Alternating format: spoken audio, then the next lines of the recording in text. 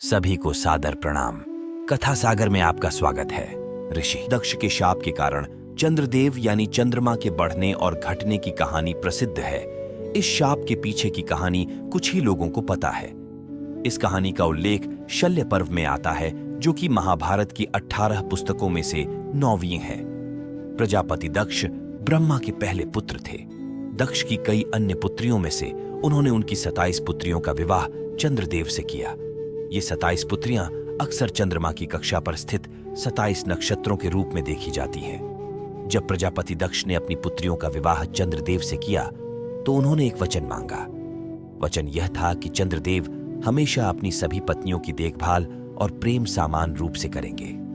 कुछ समय बाद चंद्रदेव ने राजसूय यज्ञ करने का निर्णय लिया। देवताओं को आमंत्रित करने के लिए उन्होंने सबसे पहले सत्यलोक का दौरा किया। यहीं पर भगवान ब्रह्मा का निवास था।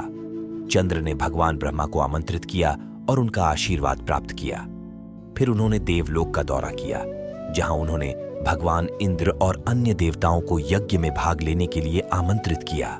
इसके बाद चंद्रदेव ने बृहस्पति से अनुरोध किया कि वे इस यज्ञ के मुख्य पुजारी के रूप में कार्य करें, जिसे बृहस्पति ने स्वीकार कर लिया। चंद्रदेव को वेद और दिव्य कौशल उनके गुरु द्वारा सिखाया गया था, जो कि और कोई नहीं बल्कि बृहस्पति स्वयं थे। भगवान इंद्र, जो स्वयं देवताओं के राजा थे, ने बृहस्पति को मुख्य पुजारी नियुक्त किया।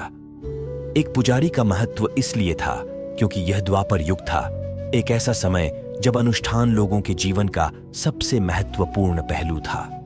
बृहस्पति देवताओं के मुख्य पुजारी थे, इसलिए उन्हें देवगुरु कहा गया है। ऋषि बृहस्पति का विवाह तारा से हुआ था। प्राचीन भारत में एक महिला की अनुष्ठानों में भागीदारी एक पुरुष की भागीदारी के समान ही महत्वपूर्ण थी।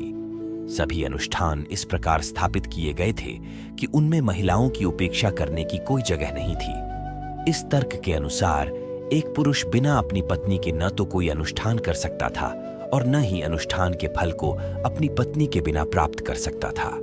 इसलिए बृहस्पति की पत्नी तारा उनके जीवन में मूल्य जोड़ती थी और उन्हें अपने साथ यज्ञ में शामिल करना आवश्यक था। ऋषि बृहस्पति और उनकी पत्नी तारा ने यज्ञ का नेतृत्व किया। जैसे जैसे यज्ञ आगे बढ़ा, चंद्रदेव एक दिव्य और सुंदर रूप प्राप्त करने लगे। उनकी सुंदरता इतनी मोहक थी कि सभी अप्सराएं और देवलोक की स्त्रियां तारा सहित चंद्रदेव की सुंदरता के प्रति आकर्षित होने लगीं। यह देखकर सभी देवता यज्ञ से क्रोधित होकर चले गए। ऋषि बृहस्पति की पत्नी तारा तुरंत चंद्रदेव के प्रेम में पड़ गई और उन्होंने बृहस्पति के साथ अपने विवाह में वापस न जाने का निर्णय लिया। जब बृहस्पति ने उन्हें वापस आने के लिए कहा तो उन्होंने लौटने से मना कर दिया। बाद में बृहस्पति ने तारा को वापस घर भेजने के लिए अपने दूतों को चंद्रदेव के पास भेजा। उन्होंने चंद्र को याद दिलाया कि तारा को रखना नियम के विरुद्ध था, क्योंकि वह उनकी गुरुपत्नी थी। चंद्रदेव ने उत्तर दिया, मैंने तारा को जबरदस्ती नहीं रखा है, वह अपनी मर्जी से मेरे साथ रह रही है। अगर तारा जाना चाहती है तो वह जा सकती है, मैं उन्हें रोकने की कोशिश नहीं करूंगा। ऋषि ने चंद्र पर चरित्रहीनता का आरोप लगाया, लेकिन चंद्र ने अपने गुरु की किसी भी बात की परवाह नहीं की। बृहस्पति के लिए यह सिर्फ अपनी पत्नी को खोने की बात नहीं थी, बल्कि सम्मान, प्रतिष्ठा, देव समाज में उनका स्थान खोने की बात थी। इसके बाद उन्होंने भगवान इंद्र से मदद मांगी। भगवान इंद्र ने चंद्रदेव से तारा को उनके पति बृहस्पति के पास लौटाने का आग्रह किया।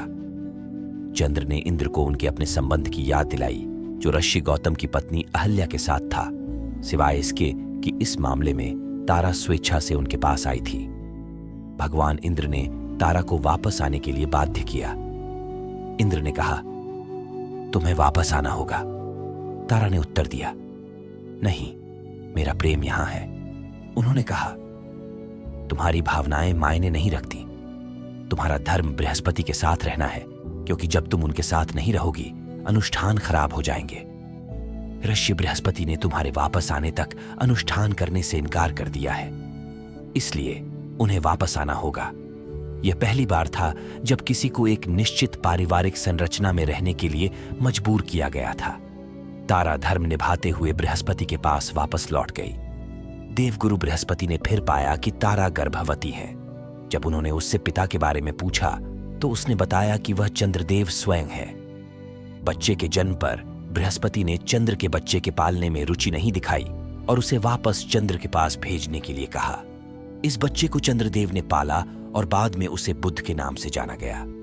प्रारंभ में उन्होंने अपनी पत्नियों से बच्चे की देखभाल करने के लिए कहा। उनकी 27 पत्नियों में से केवल 2 कृतिका और रोहिणी ने बच्चे की देखभाल की। अन्य पत्नियों ने बच्चे की देखभाल करने से इनकार कर दिया। कृतिका और रोहिणी में से रोहिणी ने बच्चे की बहुत अधिक देखभाल की। अपनी पत्नियों के इस रवैये के बारे में जानकर चंद्रदेव ने कार्यवाही करने का निर्णय लिया। वे कृतिका और रोहिणी के अलावा सभी को नजरअंदाज करने लगे। चंद्रदेव रोहिणी के प्रति इतने अनुरागी थे कि वे अधिकतर समय उसके साथ बिताते थे। इससे परेशान होकर अन्य पुत्रियां दक्ष के पास गईं और रोते हुए बताया कि सोम, जो कि चंद्रदेव का एक और नाम है, उन्हें लगभग कोई ध्यान नहीं देते हैं और ज्यादातर समय रोहिणी के साथ रहते हैं। उन्होंने अपने पिता से इस तरह के अन्याय की शिकायत की। एक प्यार करने वाले पिता के रूप में दक्ष ने बार बार चंद्रदेव को चेतावनी दी, लेकिन उन्होंने कभी ध्यान नहीं दिया और इससे ऋषि दक्ष क्रोधित हो गए। दक्ष को एहसास हुआ कि चंद्र ने अपनी सभी पत्नियों को समान रूप से प्रेम करने का वादा तोड़ दिया है और उन्होंने क्रोध में चंद्र को शाप दिया। उन्होंने चंद्र को एक असाध्य रोग से ग्रस्त होने का शाप दिया, अक्षय रोग। इसके परिणाम स्वरूप चंद्रमा पर निर्भर सभी प्राणी भी क्षय होने लगे। केवल चंद्रमा का एक छोटा हिस्सा ही दिखाई दे रहा था। शाप से प्रभावित होकर चंद्रमा ने समुद्र में शरण ली। चंद्रमा के बिना प्रकृति का संतुलन जल्द ही बिगड़ गया और चंद्रमा की रोशनी पर निर्भर कई जीवन पीड़ित होने लगे। चंद्रदेव को तब एहसास हुआ कि भगवान शिव से प्राप्त कई वरदानों के बावजूद उनके पास ऋषि दक्ष के रहस्यमय शाप की शक्तियों को रोकने की क्षमता नहीं है। इसके बाद वे भगवान इंद्र के पास गए। भगवान इंद्र ने चंद्र को याद दिलाया कि यह सब उनके अतीत में किए गए अन्यायपूर्ण कर्मों के कारण हुआ था। उन्होंने चंद्र को भगवान ब्रह्मा के पास जाने के लिए कहा, क्योंकि वही एकमात्र ऐसे हैं जो उन्हें इससे बचा सकते हैं। भगवान इंद्र की सलाह पर चंद्रदेव ब्रह्मपुर पहुंचे, जहां भगवान ब्रह्मा निवास करते हैं। उन्होंने भगवान ब्रह्मा से क्षमा याचना की और दक्ष के शाप को दूर करने का उपाय मांगा। इस पर ब्रह्मा ने कहा, भले ही दक्ष मेरा पुत्र है, उसे रहस्यमय शक्तियां और कई वरदान प्राप्त हैं। इसके अलावा वह अजेय है और इस तथ्य ने उसे अपनी उपलब्धियों पर बहुत गर्वित बना दिया है और दक्ष किसी भी तरह से मेरी बात नहीं सुनेगा, यहां तक कि अगर मैं उसके पिता के रूप में उसे सलाह दूं तब भी नहीं। उन्होंने आगे कहा कि भगवान शिव चंद्रदेव के लिए अंतिम आश्रय हैं। उन्होंने चंद्र से कहा कि वे जाएं और भगवान शिव के चरणों में गिरें।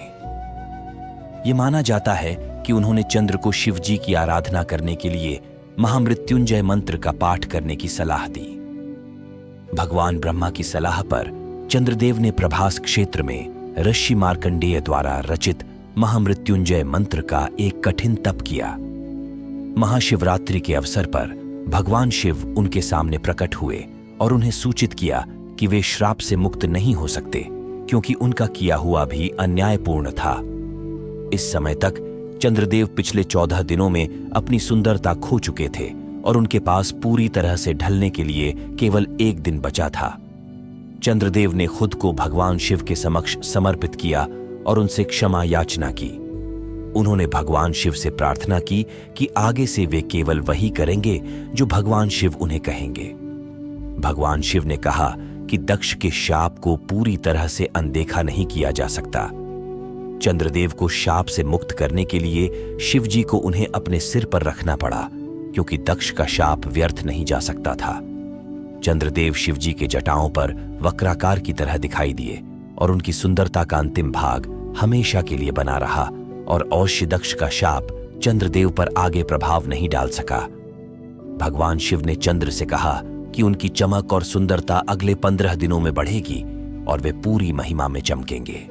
हालांकि ऋषि दक्ष के शाप के कारण उसके बाद के 15 दिनों में उनकी चमक हर दिन कम होगी। जब वे केवल 1 दिन की चमक के साथ रह जाएंगे, तब वे वहीं रुक जाएंगे और फिर से चमकना शुरू कर देंगे। इस तरह चंद्रदेव हर महीने 15 दिन बढ़ेंगे और 15 दिन घटेंगे और इस प्रक्रिया के माध्यम से पृथ्वी पर हर जीवित प्राणी पर अपनी ग्रहीय स्थिति से प्रभाव डालेंगे। जब चंद्रदेव पूरी तरह से कमजोर हो जाते हैं, उस दिन को अमावस्या के नाम से जाना जाता है, और जब वे अपने पूर्ण रूप में चमकते हैं तो उसे पूर्णिमा कहते हैं। पूर्णिमा से अमावस्या तक का समय कृष्ण पक्ष कहलाता है, जबकि अमावस्या से पूर्णिमा तक के दिनों को शुक्ल पक्ष के रूप में जाना जाता है। भगवान शिव से ऐसा दिव्य वरदान प्राप्त करने के बाद चंद्रदेव ने एक विशाल मंदिर का निर्माण किया। उन्होंने मंदिर में ज्योतिर्लिंग का नाम सोमनाथ महादेव रखा। यहां सोम का अर्थ स्वयं चंद्रदेव है और महादेव भगवान शिव हैं। इस घटना के बाद भगवान शिव चंद्रशेखर के नाम से प्रसिद्ध हुए। यहाँ चंद्र का तात्पर्य चांद से है और शेखर का मतलब है शिखर या चोटी। चूंकि चंद्रमा भगवान शिव के सिर की शोभा बढ़ाता है, जो मानव शरीर का उच्चतम बिंदु है, इसलिए उन्हें चंद्रशेखर कहा जाता है। माना जाता है कि इस घटना के बाद चंद्रदेव ने एक सबक सीखा और अपनी सभी 27 पत्नियों के साथ समान समय बिताने लगे। 27 पत्नियां यहाँ 27 नक्षत्रों को दर्शाती है। वे प्रत्येक नक्षत्र में लगभग एक दिन बिताते हैं। जिस नक्षत्र में चंद्रमा एक विशेष दिन पर स्थित होता है, वह व्यक्ति का जन्म नक्षत्र होता है, जैसा कि हिंदू कैलेंडर के अनुसार माना जाता है।